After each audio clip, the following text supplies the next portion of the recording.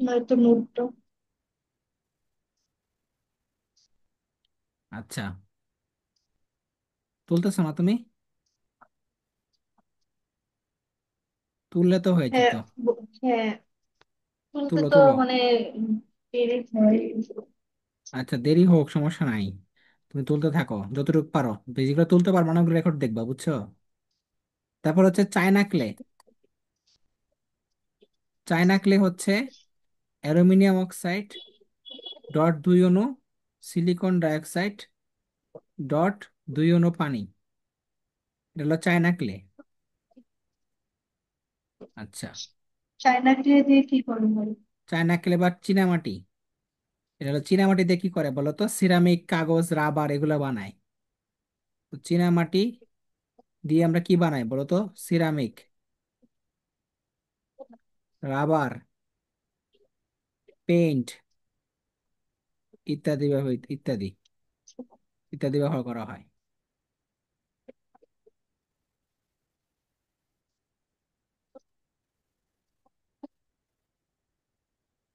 এটা কি? সিরামিক? হ্যাঁ, সিরামিক। সিরামিক, ও আচ্ছা ঠিক আছে। আচ্ছা, সিরামিক বুঝো না? ওই যে বাসন টাসন যে, সিরামিকের হান্ডি পাতিল। আচ্ছা, এখন আসো আচ্ছা। তোমার এই যে Al2O3, এটা হচ্ছে উপধর্মী একটা অক্সাইড, উপধর্মী অক্সাইড। উপধর্মী হুম। অক্সাইড কেন বলা হয়? কারণ সে অ্যাসিড হিসেবে কাজ করতে পারে, ক্ষার হিসেবে কাজ করতে পারে। যেমন ধরো Al2O3 যখন বিক্রিয়া করে এই সেলের সাথে, তখন সে কি হয়? অ্যালুমিনিয়াম ক্লোরাইড হয় আর পানি হয়। সমতা করলে এখানে 6 হয়, এখানে 2 হয়, এখানে 3 হয়। তার মানে ওর ক্ষারকত ওর অম্লত্ব হচ্ছে 6। অম্লত্ব কত? 6। কারণ সে 6 মোল অ্যাসিডকে বশমিত করতে পারে। ঠিক আছে? একটা ক্ষার যত মোল অ্যাসিডকে বশমিত করতে পারে তাকে বলা হয় ওই ক্ষারের অম্লত্ব। আর অম্লত্ব হুম। কত? 6। ছয়। আচ্ছা, এবার আসা হচ্ছে, এটা গেল। দেখো, অ্যালুমিনিয়াম ক্লোরাইড AlCl3, এটা কি? এটা হচ্ছে তোমার ঊর্ধ্বপাতিত পদার্থ, ঊর্ধ্বপাতিত পদার্থ। এটার সংকরান কি? সংকরানটা হচ্ছে sp2। sp2 সংকরান হয় এটাতে। এবং বন্ধন কোণ কত? 120 ডিগ্রি। ঊর্ধ্বপাতিত পদার্থ বলতে কি বোঝায় বলো তো? যাদেরকে তাপমাত্রা প্রয়োগ করলে কঠিন থেকে গ্যাসে যায়, আবার তাপমাত্রা কমাইলে গ্যাস থেকে কঠিনে আসে, বুঝছো? সরাসরি। হ্যাঁ, সরাসরি। হুম। আচ্ছা, তাহলে এদের ঊর্ধ্বপাতিত পদার্থ, ঊর্ধ্বপাতিত তাপমাত্রা কত? ঊর্ধ্বপাতিত তাপমাত্রা মনে রাখবা 180 ডিগ্রি সেলসিয়াস। অর্থাৎ এই তাপমাত্রায় সে কঠিন থেকে সরাসরি গ্যাসে চলে যায়, ঊর্ধ্বপাতিত তাপমাত্রা। এখন অ্যালুমিনিয়াম ক্লোরাইড ডাইমার তৈরি করে। কি তৈরি করে? ডায়মন্ড। ডাইমার মানে কি বলতো? একটা অণু দুইবার যুক্ত হবে, যুক্ত হয়ে তৈরি করবে Al2Cl6। ডাইমারটা কেন তৈরি করে? তার একটা কারণ হচ্ছে অষ্টক পূর্ণ করা। অষ্টক পূর্ণ করা। হ্যাঁ, অষ্টপ্রহর। তো অষ্টক পূর্ণ করার জন্য ডাইমার তৈরি করে। তো এখান থেকে প্রশ্ন আসে হলো, অ্যালুমিনিয়াম ক্লোরাইডের ডাইমারে কয়টা মুক্ত জোড় আছে? অ্যালুমিনিয়াম ক্লোরাইডের ডাইমারে কয়টা মুক্ত জোড় আছে, এটা আমাদের জানতে হয় এখান থেকে। দেখো, এই যে Al2Cl6, এটাকে যদি আমরা চিত্র আঁকি তাহলে কি হয় দেখো, অ্যালুমিনিয়াম দুইটা আছে, তারপর ক্লোরিন আছে 6টা। এখানে একটা ক্লোরিন দিলাম, এখানে একটা ক্লোরিন, এখানে একটা ক্লোরিন। আবার অ্যালুমিনিয়ামের এখানে একটা ক্লোরিন, এখানে একটা ক্লোরিন, এখানে একটা ক্লোরিন। কারণ আমরা জানি অ্যালুমিনিয়ামের 3টা করে হাত থাকে, বুঝতে পারছো? তো তিন পাশে 3টা করে হাত দিয়ে দিলাম। এখন আমরা চিন্তা করে দেখো, অ্যালুমিনিয়াম ক্লোরাইড যখন একা একা ছিল, তাদের অষ্টক কিন্তু অপূর্ণ ছিল। অষ্টক কি ছিল? অপূর্ণ। কারণ বন্ধন জুড়ে ইলেকট্রন যদি 8টার চেয়ে কম থাকে তাহলে তাকে অষ্টক অপূর্ণ বলা হয়। তাহলে এখানে 2 গুণা 6টা ইলেকট্রন ছিল, বুঝছো? এখন সে তো চাইবে যে অষ্টক পূর্ণ করতে। এখন চিন্তা করো, এই যে এখানে অ্যালুমিনিয়াম একটা ইলেকট্রন দেয়, ক্লোরিন দেয় একটা। অ্যালুমিনিয়াম একটা দেয়, ক্লোরিন দেয় একটা। অ্যালুমিনিয়াম একটা দেয়, ক্লোরিন দেয় একটা। এখানে অ্যালুমিনিয়াম একটা দেয়, ক্লোরিন একটা দেয়। অ্যালুমিনিয়াম একটা, ক্লোরিন একটা। অ্যালুমিনিয়াম একটা, ক্লোরিন একটা। তাহলে চিন্তা করে দেখো, এখানে ছয়টা আছে বন্ধন জোড়, এখানে ছয়টা আছে, মোট ছয়টা করে। এখন লাগবে তো আটটা। তো প্রতিটা ক্লোরিনের ক্ষেত্রে চিন্তা করো, প্রতিটা ক্লোরিনে কয়টা করে ইলেকট্রন থাকে বলো তো? 60টা করে থাকে। 60টা করে ইলেকট্রন থাকে শেষ কক্ষপথে। তার মধ্যে একটা করে কিন্তু বন্ধন তৈরি করে ফেলছে। বাকি থেকে ছয়টা, বাকি থেকে কয়টা? ছয়টা। প্রতিটা ক্লোরিনে ছয়টা করে বাকি থাকে। প্রতিটা ক্লোরিনে ছয়টা করে বাকি থাকে।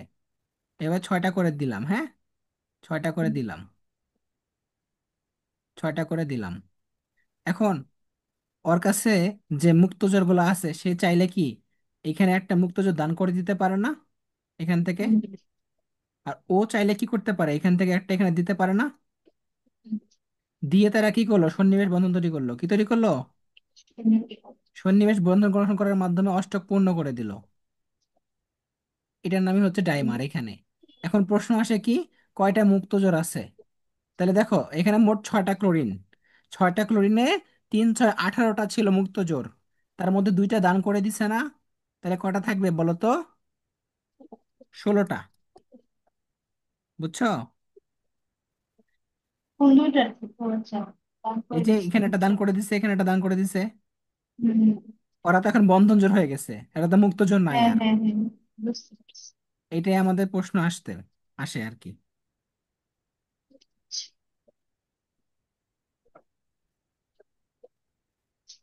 এখন আসো 14 নম্বর গ্রুপ। 14 নং গ্রুপ। 14 নং গ্রুপের মৌলগুলো কি কি আছে?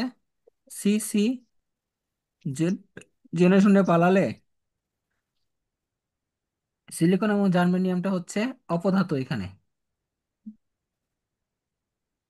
অপধাতু। আচ্ছা, কার্বনটা হচ্ছে অধাতু। এখন কার্বনের সর্ববৃহৎ উৎস কি? উৎস হচ্ছে কয়লা। হ্যাঁ, আচ্ছা, আর সিলিকন, মনে রাখবা, সিলিকনের ভূত্বকের 28 ভাগ, 28 ভাগ হচ্ছে সিলিকন। এখন সিলিকন ডাইঅক্সাইড, এটা হচ্ছে তোমার বালি ও কাচ, কাচ বলতে কোয়ার্টস, কোয়ার্টসের মূল উপাদান। বালি এবং কোয়ার্টসের মূল উপাদান হচ্ছে সিলিকন ডাইঅক্সাইড।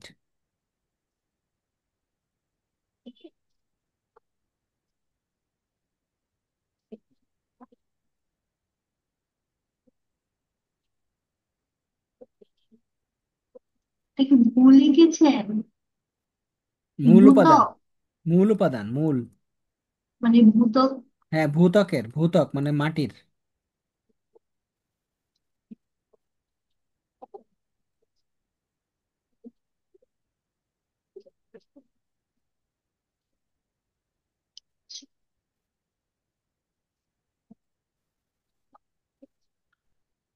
আচ্ছা, এখন আসো, এই যে সিলিকন ডাইঅক্সাইড,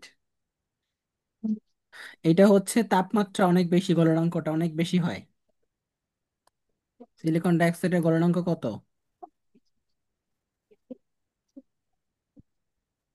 1610 ডিগ্রি সেলসিয়াস। আর স্ফুটনাঙ্ক কত? 2230 ডিগ্রি সেলসিয়াস।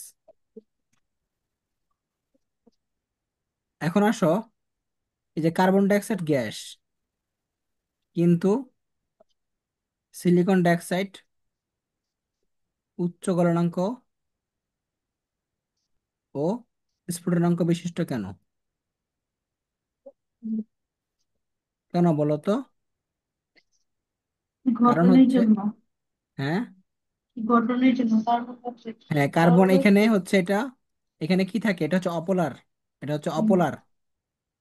এবং এটা হচ্ছে ভ্যান রস বল আছে, এখানে ভ্যান রস বল আছে। তো ভ্যান রস বলটা কি দুর্বল হয় না? হ্যাঁ। দুর্বল হয়। আর সিলিকন ডাইঅক্সাইডটা হচ্ছে কি, এটা পলিমার তৈরি করে, কি তৈরি করে? হ্যাঁ, পলিমার তৈরি করে। পলিমার তৈরি করে, যার কারণে এটার আকারটা অনেক বৃহৎ হয়, যেটাকে বলে আমরা দৈত্যাকার অণু বলা হয়। কি বলা হয়? হুম, দৈ- দৈত্যাকার। দৈত্যাকার অণু। এই দৈত্যাকার অণু দেখে এটা হচ্ছে গলনাঙ্কটা এত বেশি হয়। আচ্ছা, তাহলে এটা একটা গেল। তারপর আরেকটা খেয়াল করো, CCl4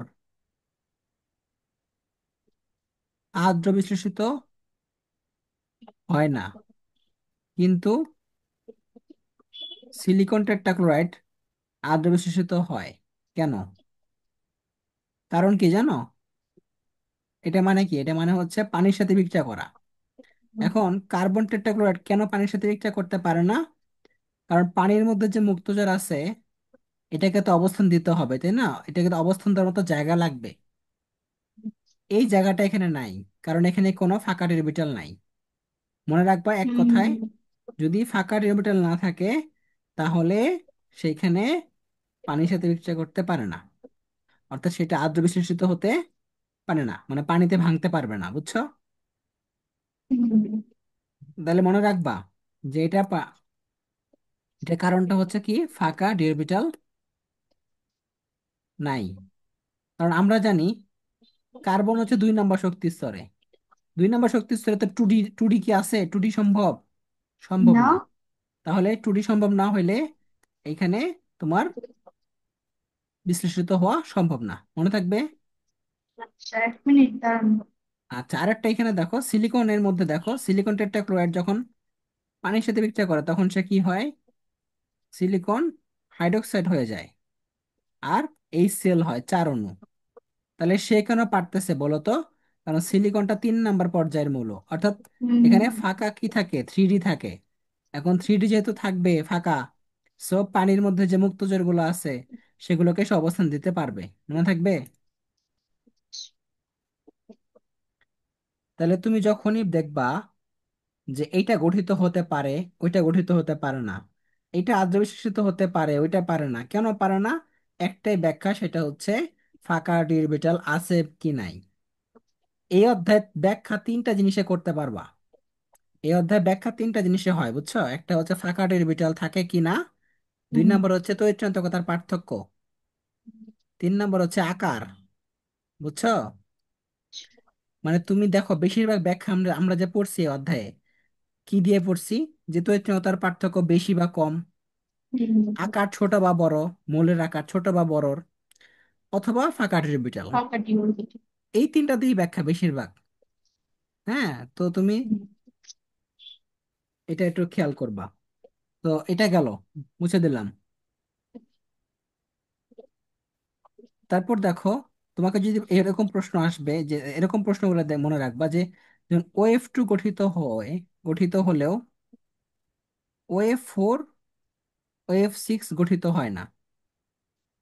গঠিত হয় না।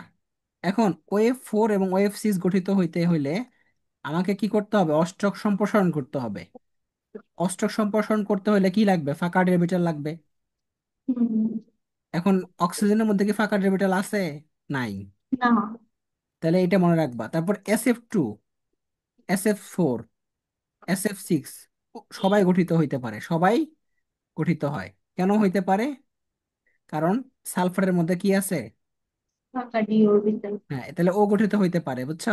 কিন্তু এ গঠিত হইতে পারে না। আবার দেখো, NF3, NF3 আদ্র বিশ্লেষিত হতে পারে না, তবে NCl3, NBr3, Ni3 হতে পারে, হতে পারে। তারপর দেখো, NCl3 গঠিত হলেও NCl5 গঠিত হয় না। কেন হয় না?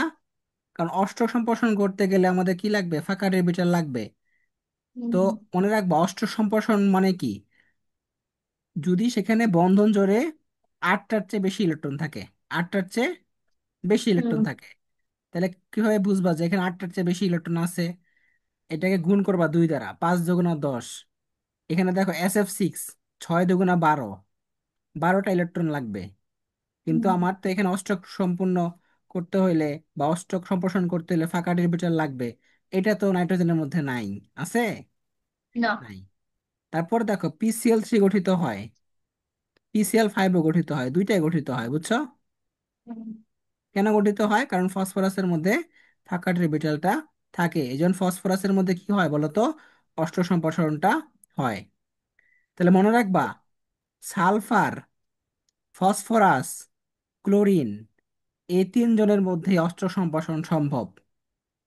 সালফার, ফসফরাস, ক্লোরিন, অর্থাৎ 15, 16, 17 নম্বর গ্রুপের 3 নম্বর পর্যায়ের যে মৌলগুলো আছে, এদের অষ্টক সম্প্রসারণ হয়। এরা আদ্র বিশেষিত হয়। কেন হয়? কারণ এদের মধ্যে ফাঁকা অরবিটাল থাকে। মনে থাকবে? আচ্ছা। বুঝতে পারছো কাহিনী? হ্যাঁ হ্যাঁ, বুঝতে পারছি। তাহলে এই জিনিসগুলো মুখস্থ না করে বুঝে পড়ার চেষ্টা করবা, তাইলে অনেক হুম। কিছু ক্লিয়ার হবে। একটা পারলে বাকি সব পারা যাচ্ছে, একটা পারবা বাকি আরো 5টা অ্যান্সার করতে পারবা, এরকম আর কি। বুঝছো? হ্যাঁ। আচ্ছা, তাহলে মুছে দিলাম। তারপর দেখো, কার্বনের উপভেদ। কার্বনের উপভেদ কয়টা? দুইটা। এটা হলো হীরক, ওকে, গ্রাফাইট। আর এটা হলো গ্রাফাইট।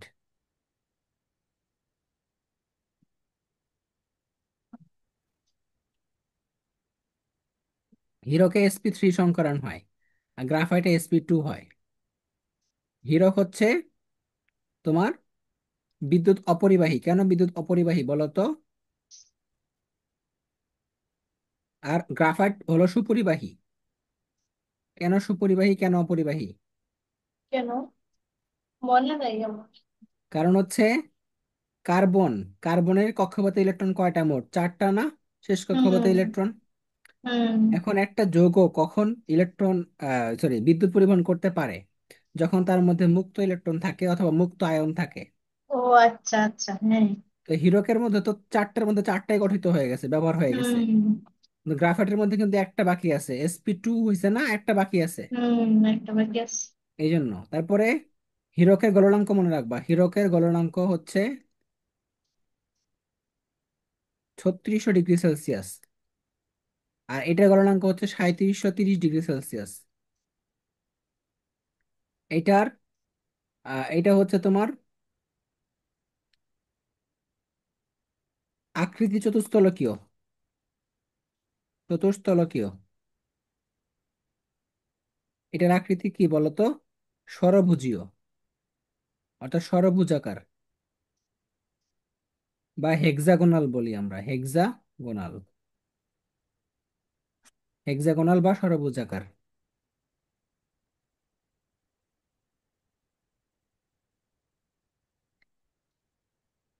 তো হীরকটা হচ্ছে প্রকৃতিতে প্রাপ্ত সবচেয়ে সবচেয়ে শক্ত ধাতু, শক্ত পদার্থ, বুঝছো?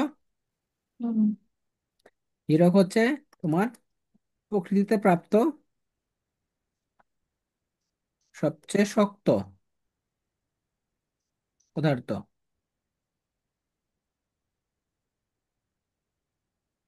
তো আরেকটা জিনিস মনে রাখবা, সেটা কি? যে 1000°C তাপমাত্রায়, তাপমাত্রায়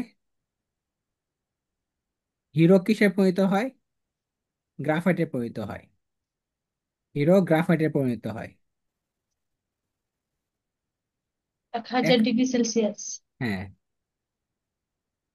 আর এটার নাম কি জানো? এটার নাম হলো কার্বোরান্ডাম। কার্বোরান্ডা। কার্বোরান্ডাম, হ্যাঁ। এইটা অত্যন্ত হুম। শক্ত পদার্থ, অত্যন্ত শক্ত পদার্থ।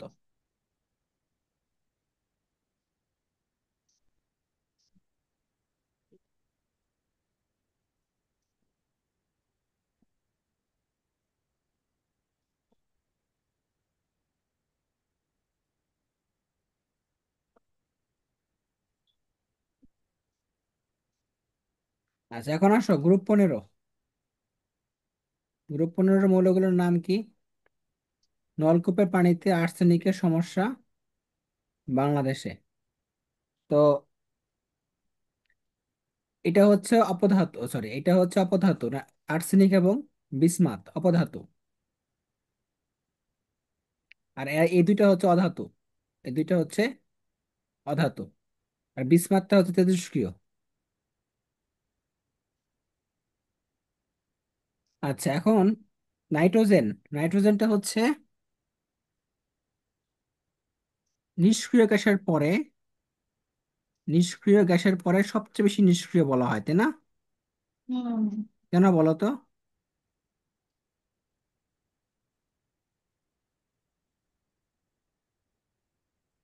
নিষ্ক্রিয় গ্যাসের পরে সবচেয়ে বেশি নিষ্ক্রিয় নাইট্রোজেন কেন? কারণ হচ্ছে নিষ্ক্রিয় গ্যাসের বন্ধন শক্তির মান অনেক বেশি হয়, অর্থাৎ তাদের আয়নীকরণ শক্তির মান বেশি হয়, যার কারণে তারা কিন্তু ইলেকট্রন ত্যাগ করতে চায় না।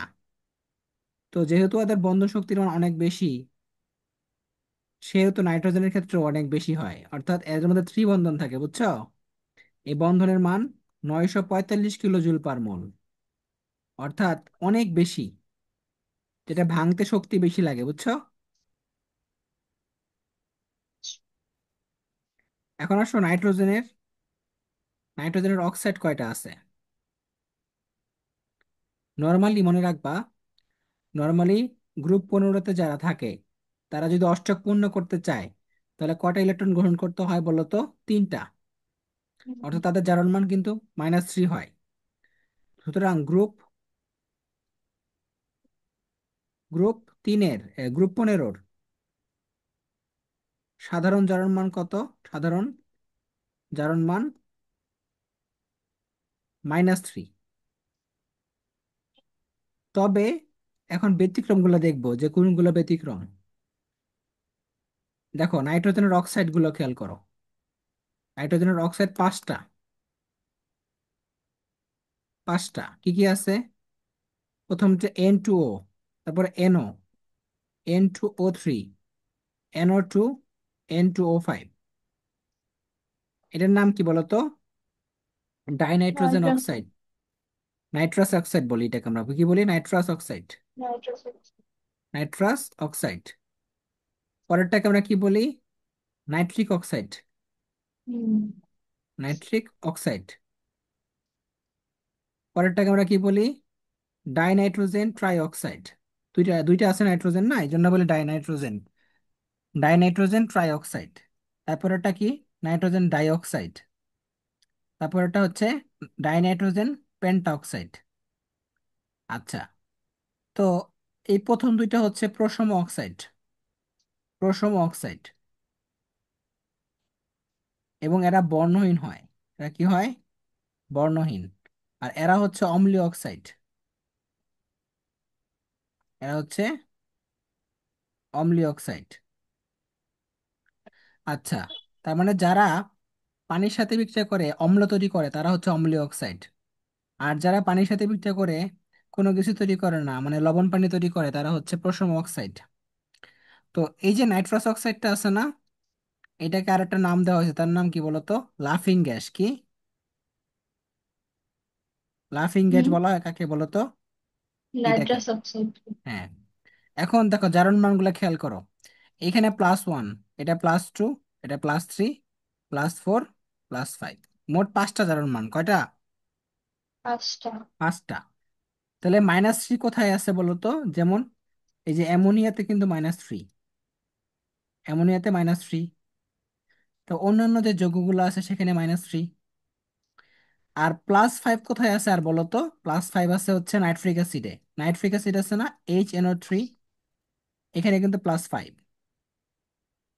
আর +3 কোথায় আছে বলো তো? Nitric acid, nitrous acid, nitrous acid. তাহলে এটার নাম নাইট্রাস অ্যাসিড। Nitrous acid. হ্যাঁ, এটার নাম নাইট্রিক অ্যাসিড। এগুলো তো আমরা চিনি নাকি? হুম। এটার নাম নাইট্রিক অক্সাইড। এনও, এনও মানে হচ্ছে নাইট্রিক অক্সাইড। হুম। আর N2O মানে হচ্ছে নাইট্রাস অক্সাইড। আচ্ছা। Nitrous oxide, nitric oxide, nitrous acid, nitric acid. এ মনে রাখবা, বুঝছো? হুম। অনেক ইম্পর্টেন্ট কিন্তু এগুলা। আচ্ছা,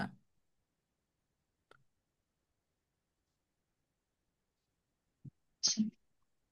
তাহলে দেখো ফসফরাসের অক্সাইড গুলো দেখি। ফসফরাসের অক্সাইড, ফসফরাসের অক্সাইড কি কি আছে? এতে স্থায়ী অক্সাইড হলো, স্থায়ী অক্সাইড দুইটা, একটা P2O3, একটা P2O5। ঠিক আছে, এবং এরা হচ্ছে অম্লীয় অক্সাইড, এরা হলো অম্লীয় অক্সাইড। কারা অম্লীয় অক্সাইড? যারা পানির সাথে বিক্রিয়া করে অম্ল তৈরি করে তারাই হচ্ছে অম্লীয় অক্সাইড। যারা জলীয় দ্রবণে অ্যাসিড তৈরি করে, যারা জলীয় দ্রবণে অ্যাসিড তৈরি করে তারা হচ্ছে অম্লীয় অক্সাইড। আর যারা জলীয় দ্রবণে ক্ষার তৈরি করে তারা হচ্ছে ক্ষারীয় অক্সাইড, মনে থাকবে। আচ্ছা। আচ্ছা, এখন আসো গ্রুপ 16। গ্রুপ 16কে বলা হয় চ্যালকোজেন মূল, তাই না? হুম। আচ্ছা, এখানে আকরিক থাকবে, আকরিক। একটা আকরিকের নাম আমরা পড়ি, দেখো। যেমন PBS মানে গ্যালেনা, তারপরে HGS মানে সিনাবার, তারপরে এটা হচ্ছে জিঙ্ক সালফাইড মানে জিঙ্ক ব্লেন্ড বলি, জিঙ্ক ব্লেন্ড।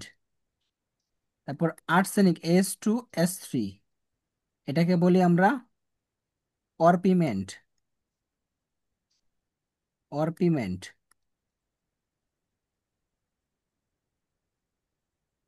তো এগুলো হচ্ছে আকরিক গুলো, মনে রাখবা। এই আকরিক গুলো থেকে বিভিন্ন ধাতু, সরি, বিভিন্ন মৌল কি করা হয়, শনাক্তকরণ করা হয়। আচ্ছা, তো গ্রুপ যে 16 মৌল মৌল, শনাক্ত করার কাজে। হ্যাঁ, চ্যালকোজেন মানে আকরিক থেকে আমরা, আকরিক মানে কি, ভেজাল আছে, হুম। ভেজাল যুক্ত কোনো যৌগ আছে এখানে, এখান থেকে আমরা মুক্ত করি কি, ভালো ধাতুগুলা, ভালো মৌলগুলা। ঠিক আছে, হ্যাঁ। এখন আসো গ্রুপ 16 কি কি মৌল আছে। ও এসএসসি তে পড়ে, তাই না? হুম। Oxygen, sulphur, selenium, tellurium, polonium. এখন হ্যাঁ। দেখো অক্সিজেনের জারণ মান কয়টা বলো তো? অক্সিজেনের জারণ মান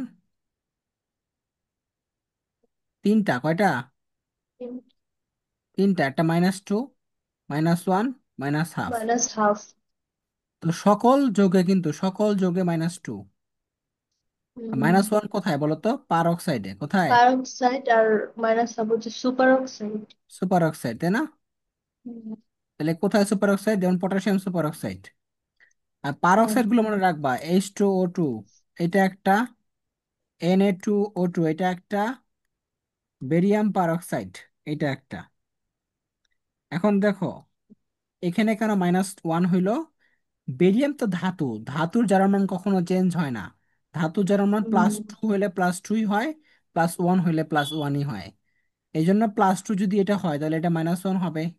বুঝতে পারছো? হ্যাঁ। কারণ জারণ মানের যোগফল শূন্য হইতে হয়, জারণ মানের যোগফল শূন্য হইতে হয়।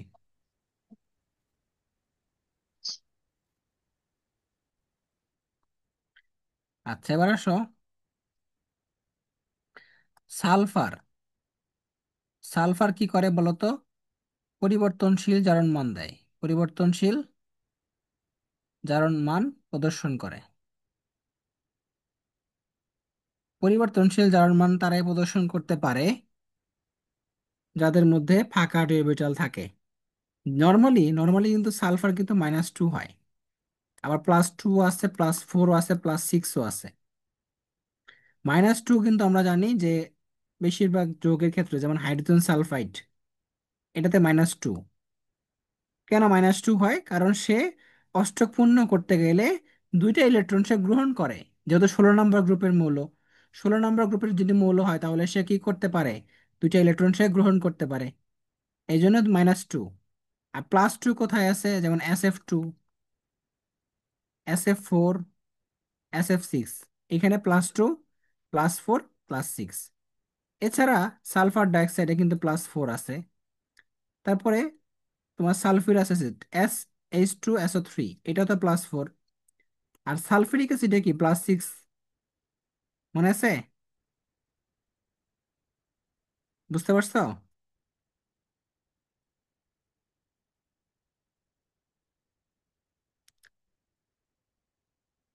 এরপর আমি বুঝতে পারছো?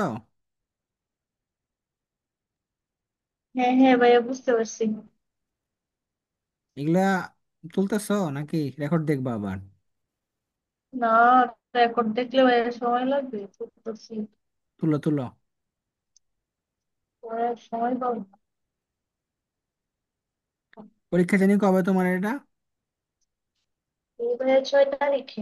6 তারিখে? আজকে 2 তারিখ, সমস্যা নাই, শেষ হয়ে যাবে। হম। আজকে তো 1 তারিখ, নাকি? আজকে, হ্যাঁ 1 তারিখ আছে। ভাই আপনি আসবেন কবে? আমি আসবো হচ্ছে 9 তারিখে পড়াবো।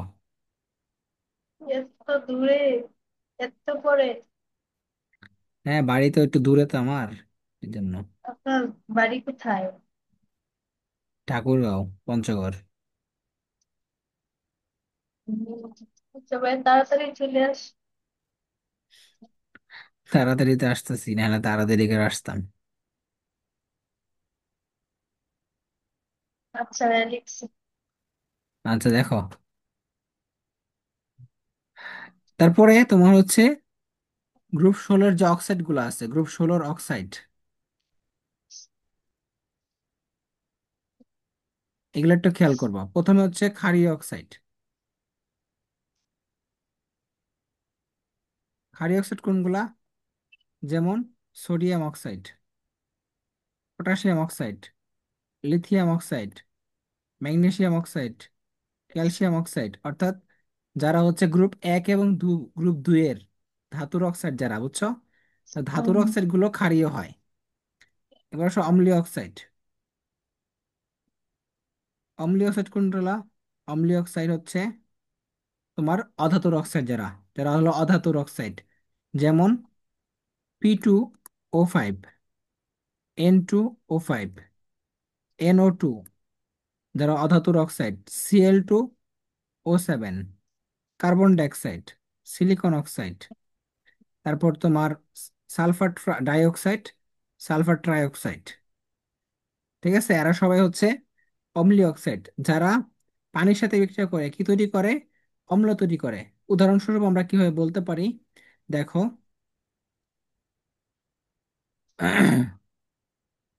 ধরো কার্বন ডাইঅক্সাইড যখন পানির সাথে বিক্রিয়া করে তখন সে কি হয় বলো তো?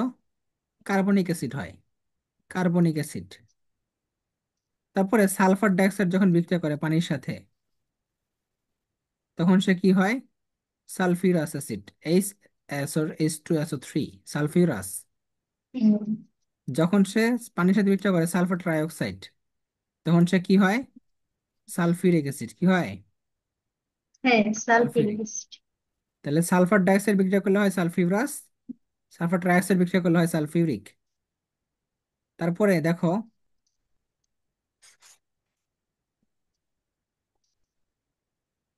আরো কয়েকটা দেখো এখান থেকে। N2O5, N2O5 প্লাস পানি কি হয়? নাইট্রিক অ্যাসিড হয়। কি হয়? Nitric acid. তারপর P2O5 প্লাস পানি, এটা কি হয়? Phosphoric acid. তারপরে Cl2O7 পানির সাথে বিক্রিয়া করলে কি হয় বলো তো? Perchloric acid. দেখো, এগুলো কিন্তু মাস্ট, অনেক ইম্পর্টেন্ট দিয়ে পড়তে হবে, এখান থেকে প্রশ্ন আসে। কি প্রশ্ন আসে আমি দেখাই দিব। কি প্রশ্ন আসে আমি দেখাই দিচ্ছি। আগে তোমাকে এগুলো জানতে হবে যে কোনটার সাথে কি বিক্রিয়া করে কি হয়। তাহলে এখন দেখো, এই যে এগুলা কেন্দ্রীয় মূল্য জারণ মানগুলো পড়বা। এটা কেন্দ্রীয় মূল্য জারণ মান হলো +5, এটা +5, এটা +7, এটা +6, এটা +4, এটা +4। তো কেন্দ্রীয় মূল্য জারণ মানগুলো আমাদের মনে রাখতে হবে, মানে এগুলো তো বের করা শিখতে হবে। হ্যাঁ, হুম। তাছাড়া এগুলো মুখস্থ রাখতে পারো, সমস্যা নাই, কারণ করতে করতে মুখস্থ হয়ে গেছে এগুলো অলরেডি। এখন প্রশ্ন কি আসে দেখো, প্রশ্ন আসে নিচের কোনটি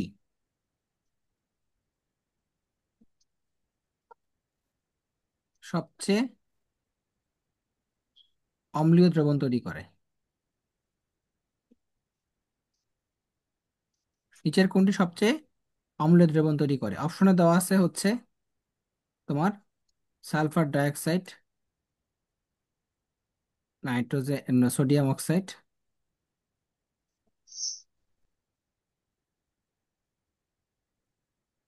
উত্তর কোনটা হবে বলো তো?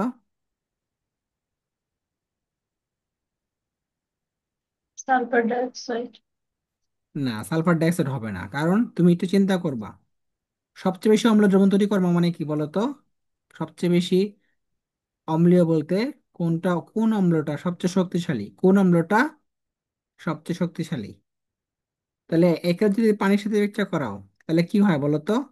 সালফিউরাস। কি হয়? সালফিউরাস। এটাকে পানির সাথে বিক্রিয়া করালে কি হয় বলো তো? সোডিয়াম হাইড্রোক্সাইড হয়। কি হয়? সোডিয়াম হ্যাঁ। হাইড্রোক্সাইড। এটাকে বিক্রিয়া করলে কি হয় বলো তো? HClO4, perchloric acid. হুম। আর এটাকে বিক্রিয়া করলে কি হয়? Phosphoric acid. তাহলে বলো কোন অ্যাসিডটা সবচেয়ে শক্তিশালী? পারক্লোরিক। আহ, তাহলে উত্তর কোনটা হবে? এইটা, কারণ অজারণ মান হ্যাঁ। সবচেয়ে বেশি। অজারণ মান কি, কেন্দ্রীয় যে মৌলের জারণ মান কি সবচেয়ে বেশি না? এগুলো কি মুখস্থ রাখতে হবে? অবশ্যই।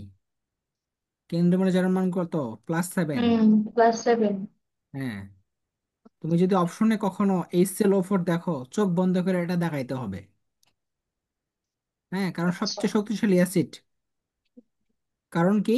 কেন্দ্রীয় মৌলের জারণ মান সবচেয়ে বেশি এটার। হুম। HClO4 এর, ক্লোরিনের কেন্দ্রীয় মৌলের জারণ মান সবচেয়ে বেশি। এই জন্য এটা সবচেয়ে শক্তিশালী অ্যাসিড, মনে থাকবে। হ্যাঁ ভাইয়া। আচ্ছা, এখন দেখো, আমি যদি অপশন চেঞ্জ করে দেই, দেখো অপশন চেঞ্জ করে দিলাম, প্রশ্ন কিন্তু একই থাকলো। আমরা অপশন চেঞ্জ করে দিলাম, ধরো এখানে দিলাম কার্বন ডাইঅক্সাইড, এখানে দিলাম সালফার ট্রাইঅক্সাইড, এখানে দিলাম N2O5, এখানে দিলাম P2O5। কোনটা হবে বলো তো? সালফিউরিক অ্যাসিডটা। হ্যাঁ, সালফুরিক অ্যাসিডেরটা। এখন এটা যদি বিক্রিয়া করে পানির সাথে তাহলে কি হয়? H2SO4 হয়। তাহলে এখানে +6 এটা হবে। এটা হয় নাইট্রিক অ্যাসিড, এটা হয় ফসফরিক অ্যাসিড। তো এই দুইটার জারণ মান হুম। কিন্তু দুজনেই +5 করে, বুঝছো? দুজনেই কিন্তু হ্যাঁ। +5। এখন বলো তো নাইট্রিক অ্যাসিড শক্তিশালী নাকি ফসফরিক অ্যাসিড শক্তিশালী? আহ, যার আকার ছোট হবে। যার আকার আহ, ছোট তার মানে নাইট্রিক অ্যাসিড হবে, বুঝছো? আর তাহলে এখানে উত্তর কিন্তু সালফার ট্রাইঅক্সাইড, বুঝছো? হুম। আচ্ছা, এখন দেখো প্রশ্ন আরেকভাবে আসতে পারে, বলবে কি নিচের কোনটির জলীয় দ্রবণের পিএইচ সবচেয়ে বেশি? এই প্রশ্নটা আসে। অপশনে দেওয়া আছে SO3, Cl2O7, carbon dioxide, N2O5। কি বলছে এখানে, নিচের কোনটি জলীয় দ্রবণের পিএইচ সবচেয়ে বেশি? আরেকটা অপশন দেই দেখো, কার্বন ডাইঅক্সাইড,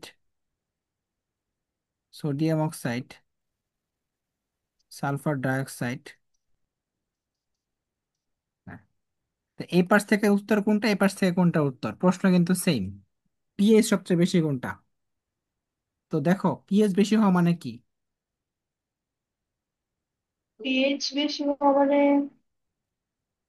ক্ষার, মানে ক্ষার অম্ল ধর্মিতে বেশি ধর্মের। হবে। ক্ষারধর্মীতে বেশি, অম্ল ধর্ম কম। কম অর্থাৎ হয় সেটা ক্ষারধর্মী হবে, অথবা অম্ল হইলেও দুর্বল অম্ল হবে। কি হবে? হুম। দুর্বল। তাহলে এখান থেকে উত্তর কোনটা হবে বলো তো? এটা হচ্ছে সি হবে। হ্যাঁ, সি, কার্বন ডাইঅক্সাইড। কারণ ও যখন বিক্রিয়া করে পানির সাথে তখন সে কি হয়, কার্বনিক অ্যাসিড হয়, তাই না? Carbonic acid. এই কার্বনিক অ্যাসিডটা কি অনেক দুর্বল না? হুম। এই জন্য এটা উত্তর। দুর্বল অ্যাসিডের পিএইচ বেশি হয়, মনে রাখবা। এক কথায় মনে রাখবা, দুর্বল অ্যাসিডের পিএইচ বেশি হয়, হ্যাঁ, পিএইচ বেশি হয়। দুর্বল অ্যাসিডের পিএইচ মনে রাখবা 4 থেকে 6.9 হয়। দুর্বল অ্যাসিডের পিএইচ কত হয়? 4 থেকে 6.9। 14 মিনিট হলো। ওকে। আর সবল ক্ষারের পিএইচ আছে না, সবল ক্ষারের পিএইচ, হুম। এটা হয় হলো 12 থেকে 14। যেগুলো সবল ক্ষার সেগুলো 12 থেকে 14 হয়। আচ্ছা, তাহলে বলো তো এখন এই পাশ থেকে কোনটা উত্তর হবে?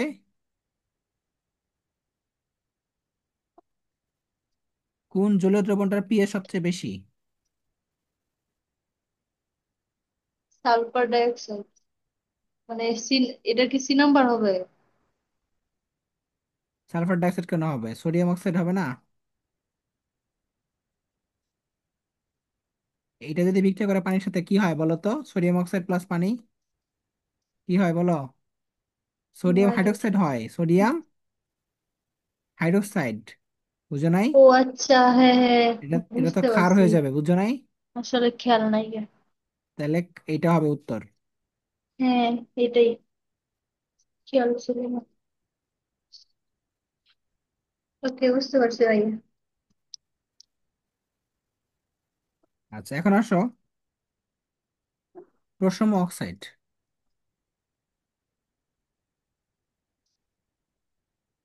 প্রশম অক্সাইড কোনটা? কোনো পানি নাই, কোনো পানি নাই। কোতে হচ্ছে কার্বন মনোক্সাইড, কো। নোতে হচ্ছে নাইট্রিক অক্সাইড। পানিতে হচ্ছে পানি। নাইতে হচ্ছে নাইট্রাস অ্যাসিড, নাইট্রাস।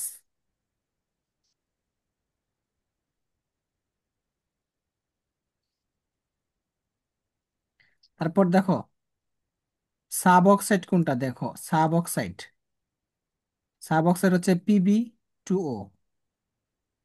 এটা lead sub oxide, lead sub oxide, lead sub oxide.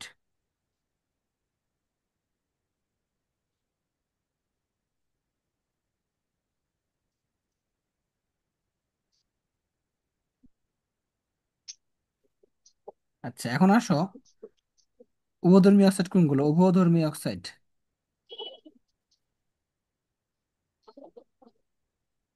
উভধর্মী oxide গুলো মনে রাখবা ছন্দ দিয়ে। জনি তুমি আজ ইন্ডিয়া গেলে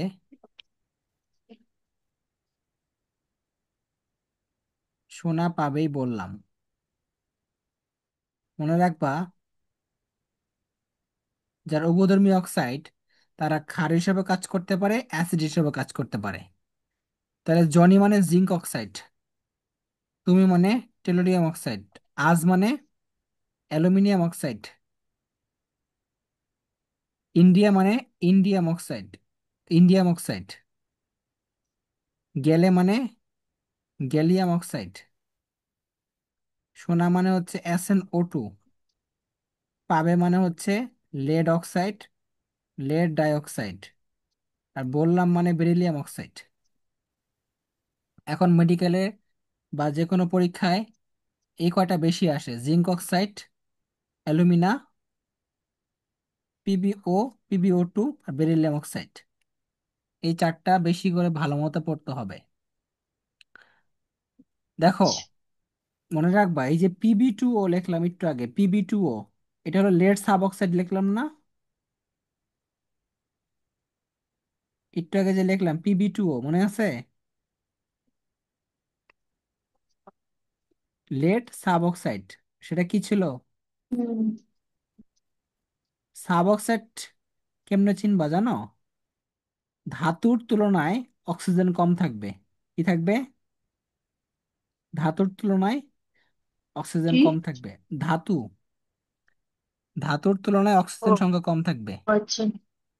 আর যদি ধাতু এবং অক্সিজেন সমান থাকে, অথবা ধাতুর থেকে অক্সিজেন বেশি থাকে, তখন সেটা উপধর্মী অক্সাইড, বুঝছো? তাহলে অক্সিজেন দেখো এখানে অক্সিজেন একটা, ধাতু একটা। কি এখানে, বলেন, আবার বলেন তো। হ্যাঁ এখানে ধাতু দেখো কয়টা, একটা, অক্সিজেন একটা, তাই না? তাহলে দেখো, এই যে পিবিও, পিবিও মানে কি, হুম। অক্সিজেন একটা, ধাতু একটা। লেড মানে কি, ধাতু না? আবার এখানে লেড দেখো একটা, অক্সিজেন দুইটা। বুঝছো? তাহলে ধাতুর তুলনায়,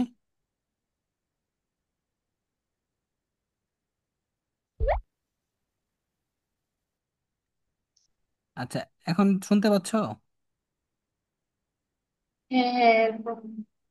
এখন দেখো আমি তোমার আবার বুঝাই, সেটা হচ্ছে, যদি দেখো অক্সিজেনের সংখ্যা ধাতুর চেয়ে কম আছে, তাহলে সেটা সাব অক্সাইড, হ্যাঁ। অক্সিজেনের সংখ্যা ধাতুর চেয়ে কম থাকলে।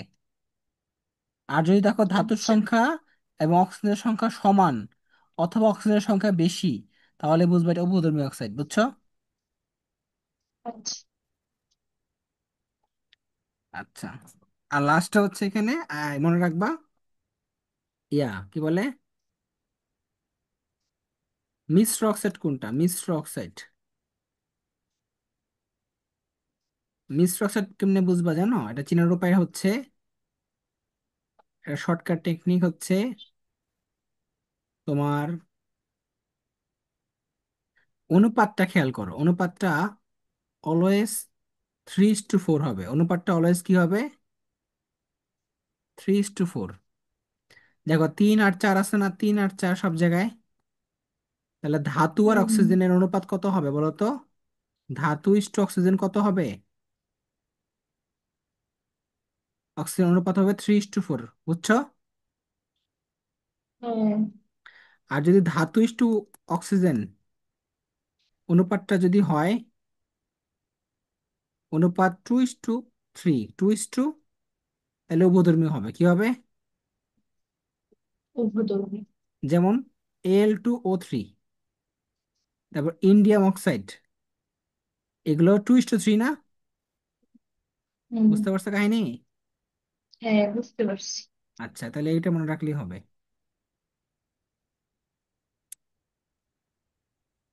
আচ্ছা,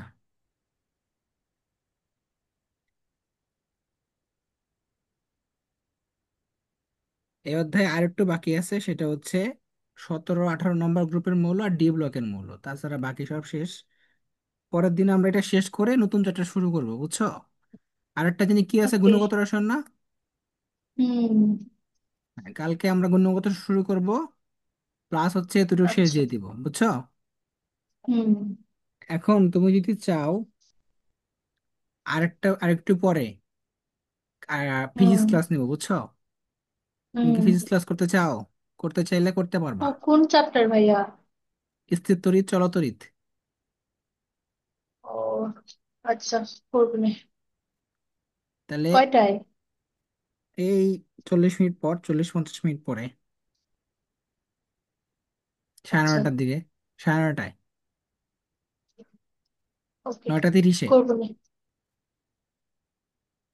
বুঝছো? হুম। ওকে, ঠিক আছে, এখন তাহলে যাও। আচ্ছা ভাইয়া, আসসালামু আলাইকুম। ওয়ালাইকুম আসসালাম।